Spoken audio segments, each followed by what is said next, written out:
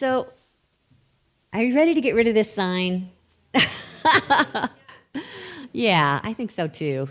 We've been talking about uncertain times and that we're perhaps ready now to make some conscious choices that override these uncertainties. And it just requires us being present to the moment. And we'll talk a lot about how we can do that today. But we should probably start by knowing that the way that we're built as human beings is that we are unconscious 95% of the time. That just stink. I'm serious. They've done studies. They've discovered that subconscious in us is the one that's doing the driving most of the time. We're on autopilot most of the time, just repeating what we've done before. And then when the uncertainty kicks in and there's a misunderstanding going on between you and someone else, or there's differences or bias or changes, that really ramps up the emotion. And therefore, your subconscious really starts to dig into the file and say, okay, where did we run into this before where I felt upset, where I felt afraid, where I felt anxious? Let's pull out this. But of course, it didn't really work well the last time if we're actually responding from the past, if we're responding from the negative emotion, we rarely get to a positive result. So how can we become conscious when that happens to us? And the body, the brain, are both ready to just do what we've done before. This is when I've been saying making a conscious choice, I've been actually talking about letting your spirit make that choice for us. To be so in tune with what your inner wisdom is that you can't make a mistake. And actually, Spirit would never say you're doing it wrong. It would just simply be there and say, I'm here, I'm present, I love you. Listen, be still, and know.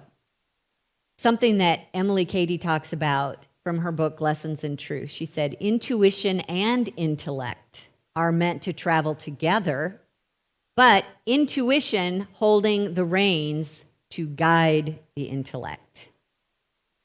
So I'm going to ask you first,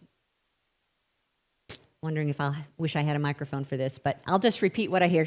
Okay, Kathy's going to run around and hear your version. What is intuition to you? How would you describe it? Raise your hand. Let Kathy tell you what's going on for you. How would you describe intuition? Oh, inner knowing, okay. And Christina, did you have something different? She's back there behind the... I would say inner wisdom. Inner wisdom. Okay, thank you. Who else? Gut feeling. Gut feeling?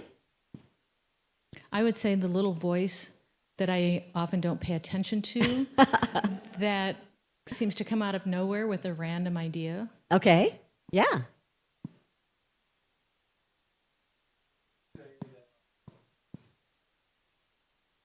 Two things, actually. Thank you, Kathy.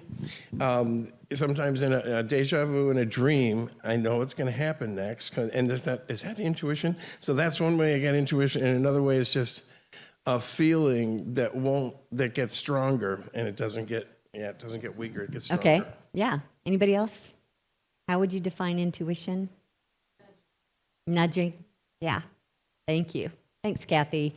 So I like to think of it as the divine mind, or you might call it your higher self, you might call it spirit, communicating guidance. It does it in different ways. We'll talk about that in a minute. But the gist of it is all of those ways that it comes through, it's coming from divine mind, spirit, God, our source, our creator. And it's coming through because it's trying to point us in the right direction so that our life experience here can be one of well-being and creativity and growth and evolution.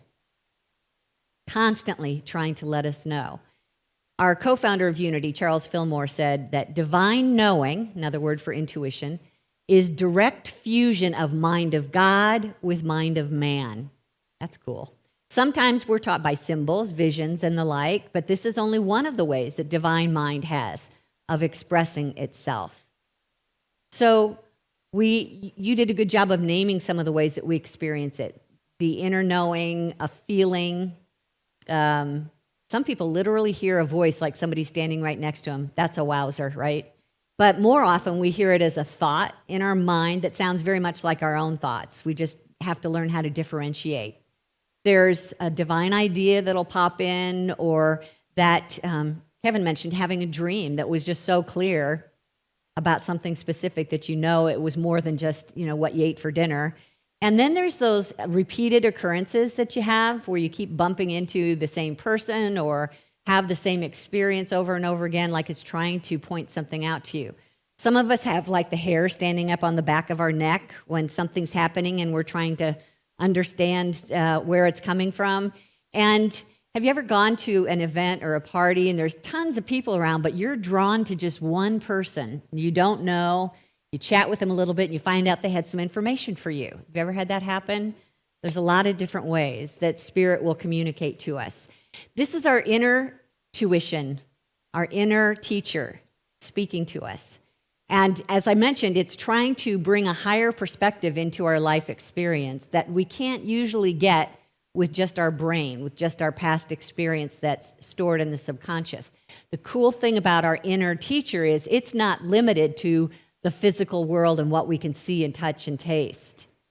It knows above and beyond the physical world. It's not limited by time. It's not limited by space. So you could know something about a person that's miles away from you, or you could know something about the future rather than just the present moment.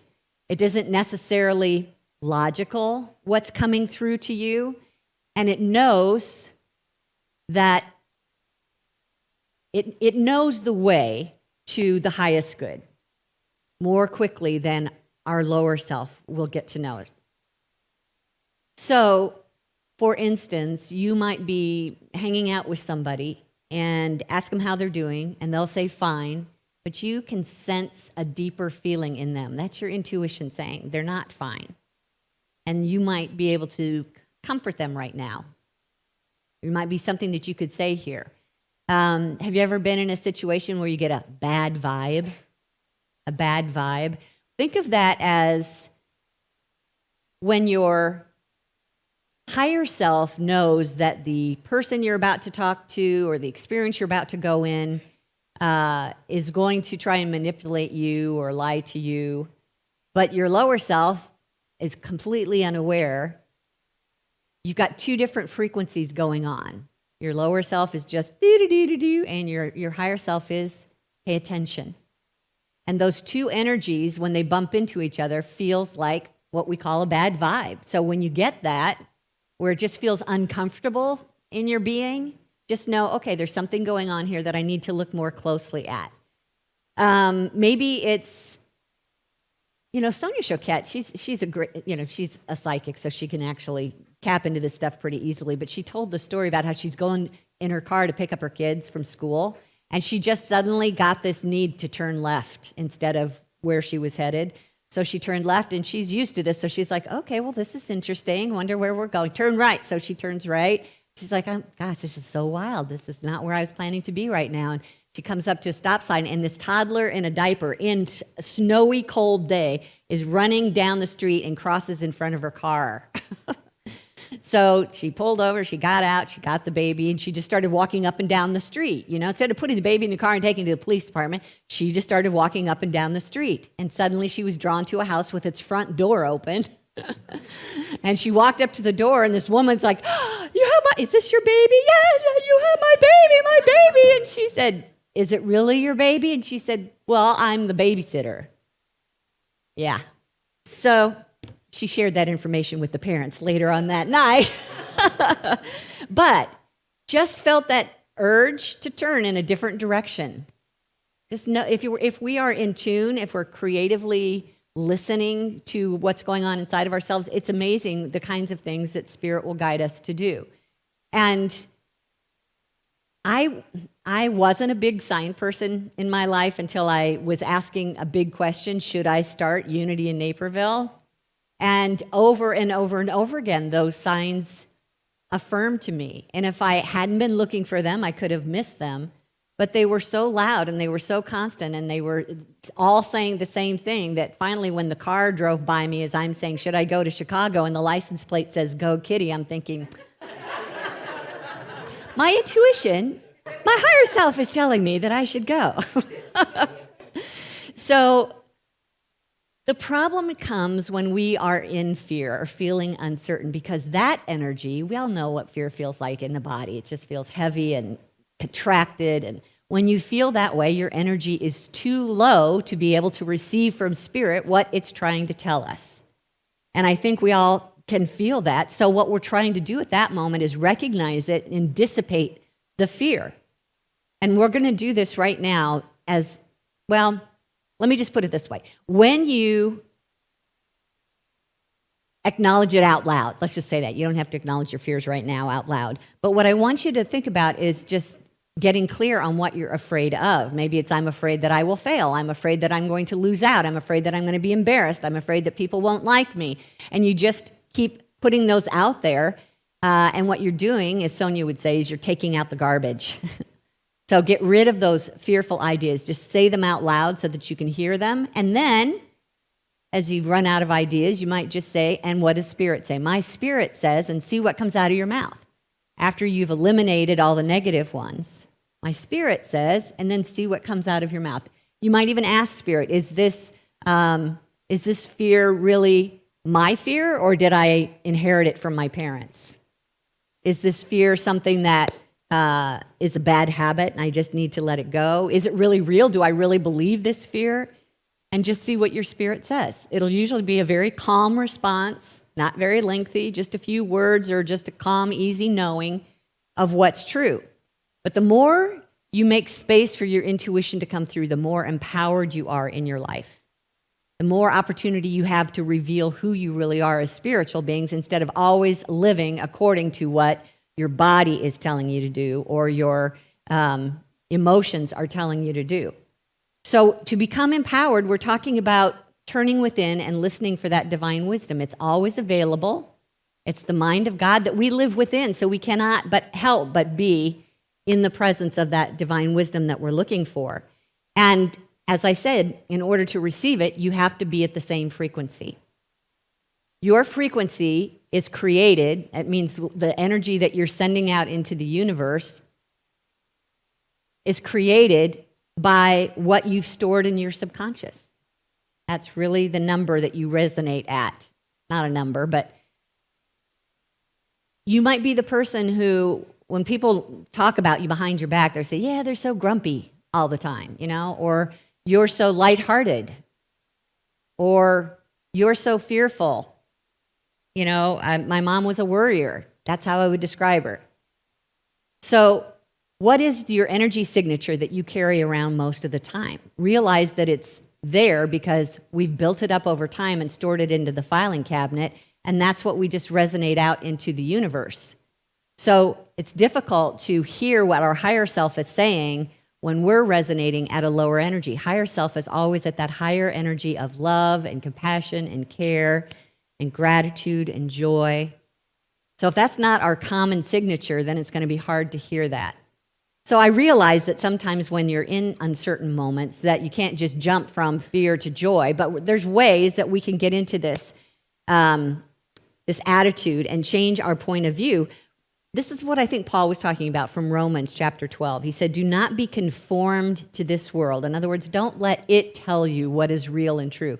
Be transformed by the renewing of your minds so that, why? You may discern what is the will of God, what is good and acceptable and perfect. This is why we pray, is to change our mind, renew our minds, not to get God to do something for us.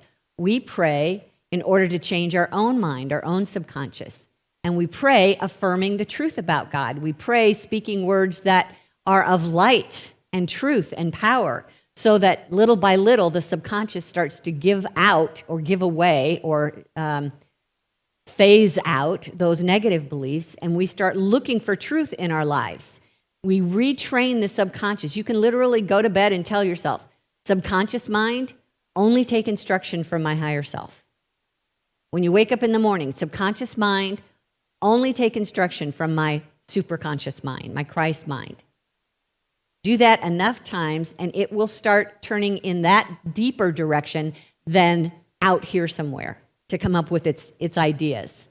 And we speak affirmations of truth regularly to change that subconscious. Let's say a few of these up here on the screen. These are words of truth that will help us remember we have a higher point of view to reach for. Let's say this together. God's thoughts are my thoughts. I'm open and receptive to perfect guidance. So in that moment when you're feeling like, what do I do? What do I do? What do I do? That's your answer. God's thoughts are my thoughts. I'm open and receptive to perfect guidance. Let's do this next one. The voice of Spirit guides me clearly as I make right use of my money. How am I going to pay my bills? How am I going to afford that? Oh, wait. There's an answer within me. Let me turn inside and find it. Let's say this third one. As I enter this conversation, my words follow the wisdom of my heart. So I get that a lot of times we can get into a worry where it just tends to loop. It won't stop. Have you had that experience? Same negative, fearful thought goes over and over in our mind. That's going to interfere with our conscious choices because we can't hear Spirit while we're feeling bad about what we just did or feeling afraid of what we might do in the future. So one of the most important things we do first when we're trying to hear from our higher self is to become present in this moment. Kim Char was talking about that today. Become here and now, because most of our troubles are coming out of the past experience or the fear of the future. So we get present, which means let's just try this right now. You're sitting in a quiet place. That's a good start. And I'm going to ask you to just look around the room and pick an object. And in your mind, silently, just say, I see a chair. I see whatever it is you see. And then as you're looking at that object, I want you to just breathe it in slowly into your heart and then blow out like you're blowing out a candle, thinking the word empty. So it'd be, I see a chair. I'm breathing that chair in through my heart. I'm blowing out empty. Pick another object in the room. Wherever you are at home, let's do this. Name your object silently. Breathe it into your spirit. Blow it out with the idea of empty. One more time. Pick another object that you can see with your eyes. Breathe it in, maybe through the bottom of your feet. Blow it out like a candle, thinking empty. And what you're doing is you're becoming present. Present to the chair. It's just me and the chair. And right now, there's no argument going on. There's nothing to fear here. I'm safe. I'm secure. You've just calmed yourself down so you're more open and receptive to what Spirit wants to say next. When we're in these uncertain times, I don't know about you, but it feels like time is speeding up. My pace is a lot more quick than it used to be. Having to make a lot more decisions, it seems. So when you're in that rushed energy, that's another heavier, slower energy, unlike Spirit, which makes it difficult to hear what Spirit is saying, and therefore the choices we make are not going to be for our highest good. So let's take another opportunity to breathe ease. When you're about to make a decision and you notice that you're feeling rushed, literally stop what you're doing, sit down if you can, but no motion. And as you take a breath in this time, just think, I am breathing in ease. What does that feel like? Imagine that maybe it's this beautiful golden liquid light that's pouring in through the top of your head as you're breathing it down through your body. It's warm, it's soothing, it's easy. Life is flowing easily through me. There is no rush. I'm simply present, quiet, open, and receptive. I feel this ease bathing my thoughts, bathing my emotions, breathing ease. And now open up and see what Spirit wants to guide you to do in this situation. really the greatest tool that we can use when we're trying to get conscious about our choices is the power of love. And that power is something we talk about a lot. It's one of our 12 spiritual powers. So let me share with you what Charles Fillmore would use to describe it. He said that love is an inner quality that sees good everywhere and in everybody. It insists that all is good, and by refusing to see anything but good, it causes that quality finally to appear uppermost in itself and in all things. Divine love will bring your own to you, adjust all misunderstandings, make your life and affairs happy, harmonious, and free. That power of love brings the good to you. That's what your intuition will do too. It will bring your good to you. It will look for the good first and bring it into your conscious awareness if you will be open to it. So, practicing love in many different forms is practicing heart qualities, which is something that Heart Math Institute talks about a lot. I've mentioned to you before that my past minister, David MacArthur, worked at Heart Math Institute, then he went back into ministry, and he taught my church about how our heart works. And the Heart Math Institute, in my opinion, is studying how love promotes intuition. They may not use those words, but first let's hear from one of their research director, Roland McCready, about how they see this, and then we'll talk a little bit more.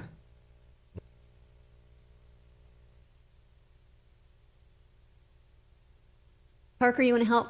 Just get the... Heart math tools and techniques really help you access the intelligence of the heart so we can make better choices in the moment and really navigate these stressful times. What we hear from people across the world, across all professions, is that stress, anxiety, and overwhelm are really out of hand. And a lot of this is due to so much change that's happening. And the way our brains work, we don't like change. Humans do not like change, especially unexpected change or change that we're not in control of. And as it turns out, one of the most effective ways to really reduce stress and anxiety, and even feelings of overwhelm, is to learn how to access the intelligence of the heart and shift the rhythms of the heart, which sends a different neural message to the brain. So one aspect of our research is really focused on developing simple, practical, user-friendly tools and techniques that allow people to really manage their stress. So a lot of people, probably even today, if you think about it, have had a situation where you were being told to do something or you wanted something, but there was a deeper sense or a deeper feeling that it's probably not the best choice. So that's what I mean by that lack of alignment. And that can really be a huge source of stress for people until they learn how to really get the alignment between the heart and brain, which is where coherence comes in. That's when the heart, mind, and emotions are aligned and working together harmoniously. So you see that right there. That's an example of when your brain waves, your heart rate, your breath is all jagged. They call it inhibition and chaos. But when you start introducing appreciation into your consciousness, love, care, compassion, it starts to even out so that all of your heart, your breathing, and your brain are all in sync with each other, which again is raising your energy and allowing you to be more open and receptive to your intuition. So they use a physical heart, but there's also a spiritual heart that's right there at the center of your being. That's what Unity would teach, and it's that spiritual heart that is the voice of God. And when you get your heart in this nice, even rhythm, your physical heart, it basically opens the door to the spiritual heart, so you can hear what Spirit's trying to guide you into. So the heart qualities that they talk about are love, care, appreciation, compassion, kindness, and ease. Those are the actual thoughts that we want to keep in mind until we can feel them in our body. So we're going to walk through a few of those heart opening exercises, and heartmath.org will get you there. There's all kinds of resources to help you do this on your own. But this whole idea is lifting our energy. So let's say that you're having one of those nights where you wake up in the middle of the night worrying and you can't seem to turn it off, right? And so one of the things that you want to do is just think of someone that you care about in that moment. You might actually have anybody sleep with a pet on your bed, just there they are. So just send your thoughts over in their direction and just send them some love. Or send love to someone. Remember, space doesn't matter, so send love to someone that you care about that lives miles away. Maybe your children. And as you start to feel that love and compassion, maybe not for someone that you appreciate, but someone that you know is going through some kind of emotional upheaval in their life, or they're experiencing a hardship in their life. Not only could they use your loving energy coming at them, but what this ends up doing is soothing your mind, so you're not caught up in that worry loop any longer.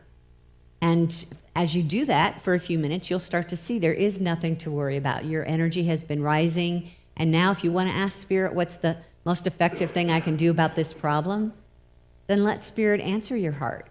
Another exercise is when you're dealing with somebody that upsets you. Anybody had that problem in your life?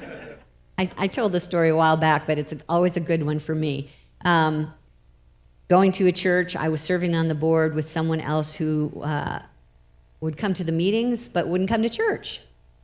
And so I called him one day and just said, we really miss you at church, and as a board member, I think you should be there. And as you can see, I was using my manipulation. And he immediately resisted, and an energy came up that didn't feel good, and we both started behaving like 5-year-olds on the phone. But at the same time, I was going to a church where I just learned about heart math, and one of the things that you do when you're in the middle of this negativity is to drop into your heart, just put your head down into your heart, take a breath, think of someone that you love or appreciate, care about, and as you feel that energy, like in my case, he's going off on me, and I just went to this person that I was with recently and laughing and having a good time, and I just went into that memory and felt that laughter in my heart, and then I said, Spirit, what's the best answer to this interaction we're having? And immediately the thought that came into my mind was, tell him he's right. He didn't think that I should be telling him what to do. And I thought, well, I have to sincerely agree with that, and really it isn't my place. So I'm sorry. I'm sorry. Please forgive me. Well, that opened up his heart, and then we wound up having a very good, kind conversation, supportive of one another.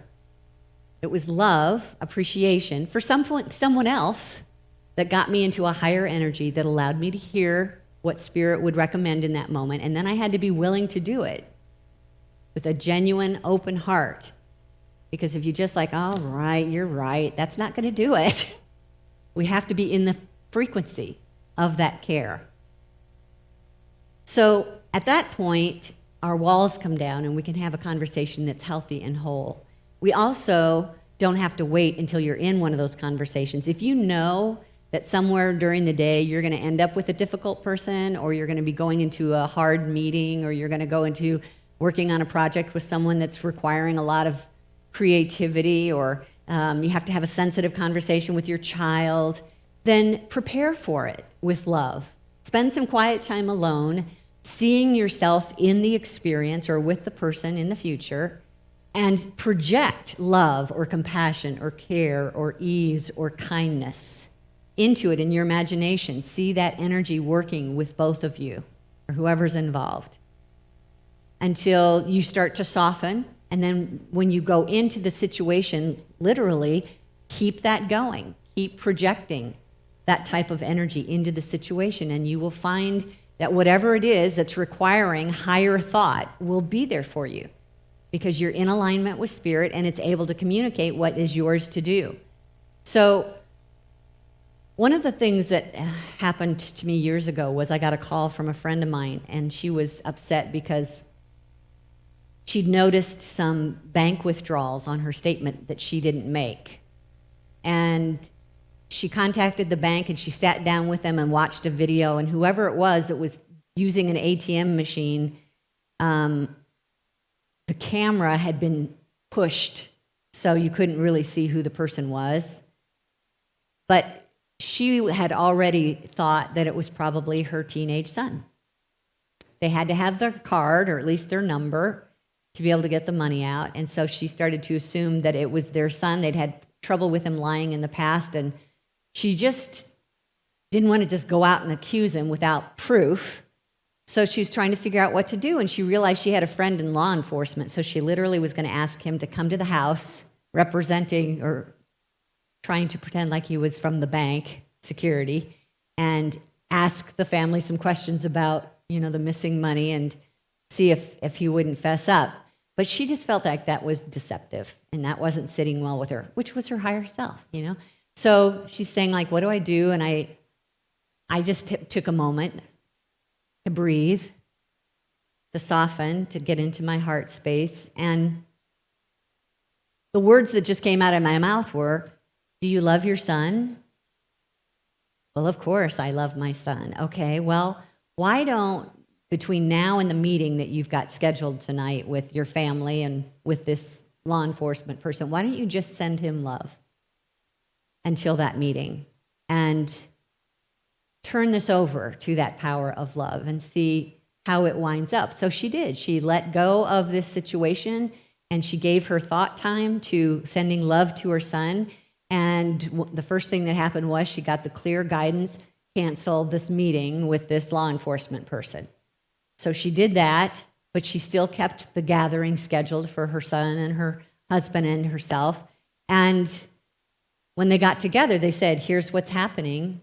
And do you know anything about it? No, he said.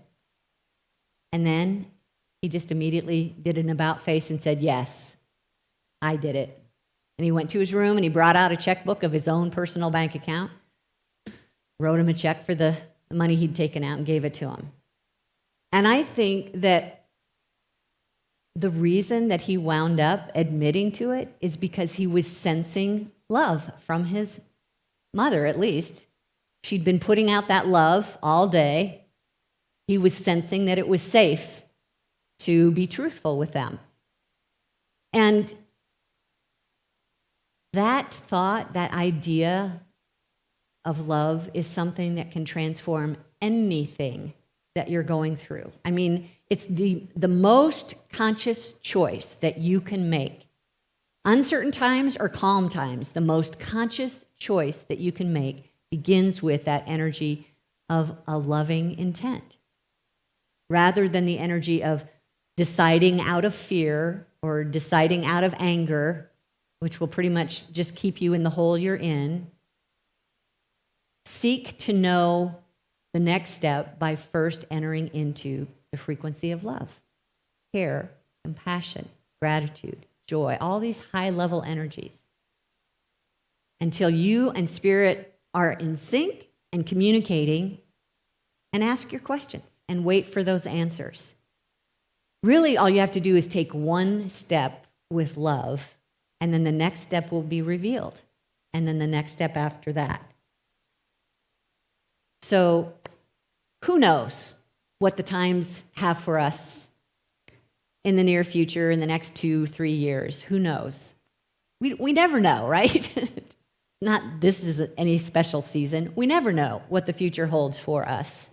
But we can certainly have the guidance we need in the moment if we will start practicing opening our heart to hear the highest guidance available to us all the time. So you want to do that now in some meditation? Let's do a little practice.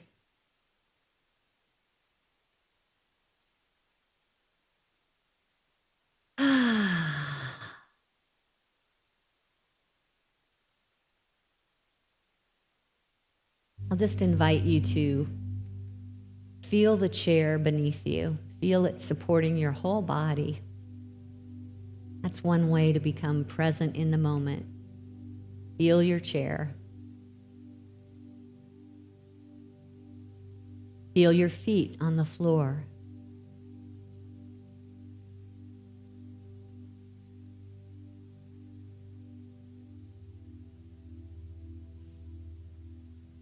Notice your breathing. Don't change your breathing, just notice it.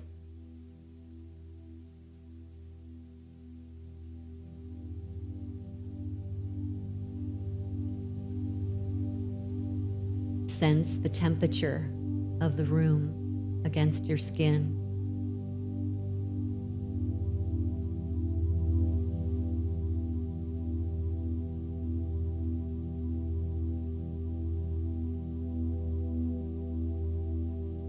Scan your body for any tension or discomfort.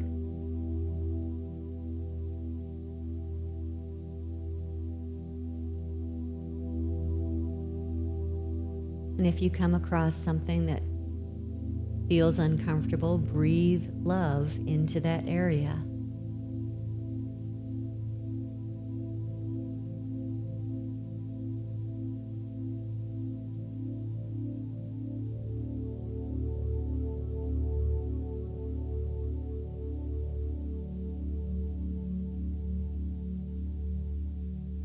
Bring your attention to your heart and begin to breathe through your heart. Just imagine that that's where your breath is moving in and out, is in your heart space.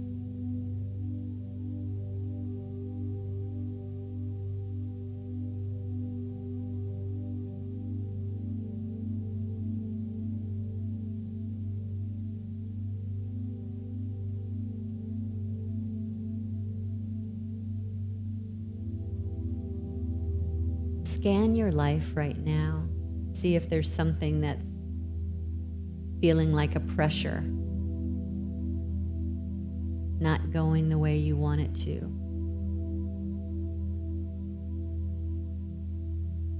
Are you living in regret of something from the past? Worrying about something in the future?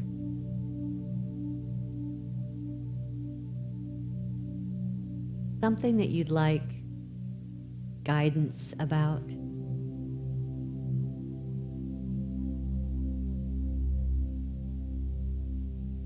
What is it in your life that Spirit might have a higher point of view for?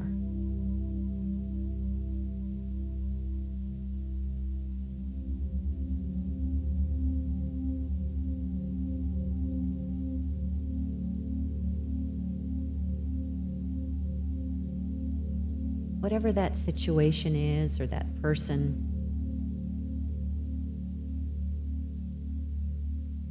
set it on the shelf of your mind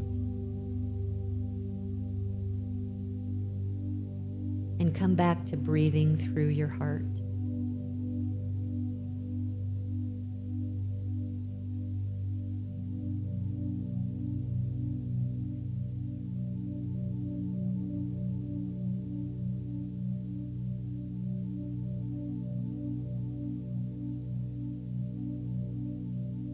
And now turn your attention to someone that you care about.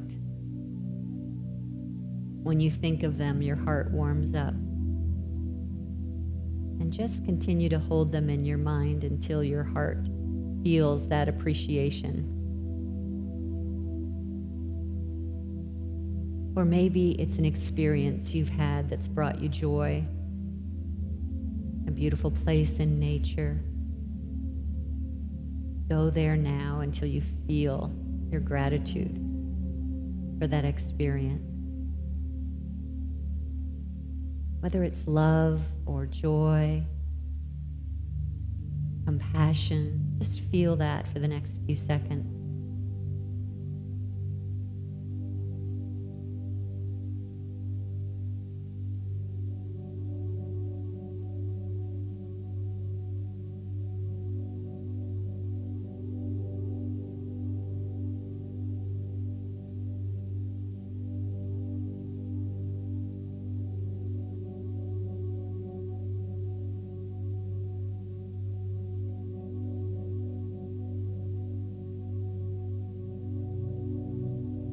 As you feel that warm appreciation filling your heart,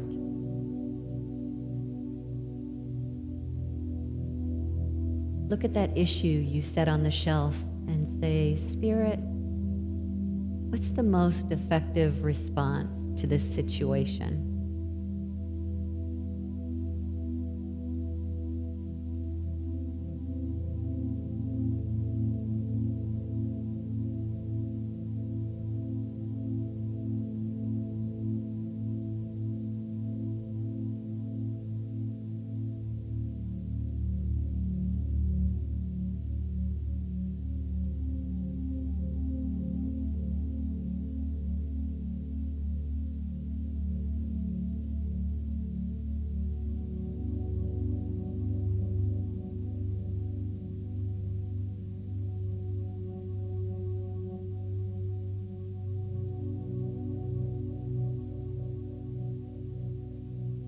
A thought may come to you.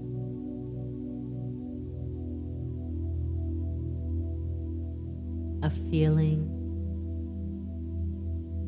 a picture, or it just may be very quiet right now. And if you don't get an immediate response, just know you can do this. Might take repeated practice. And then suddenly you'll just know.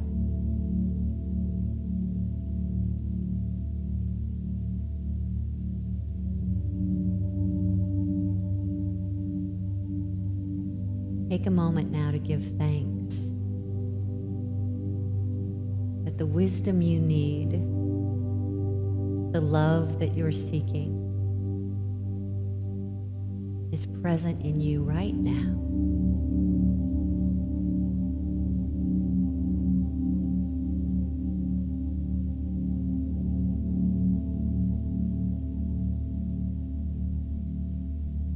The love in my heart will grow the consciousness I seek.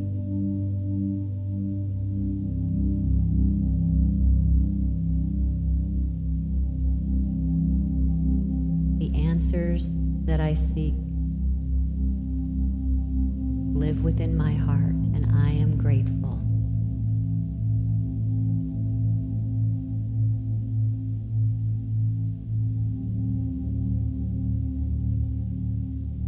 This is the truth of my being, and now I let it be.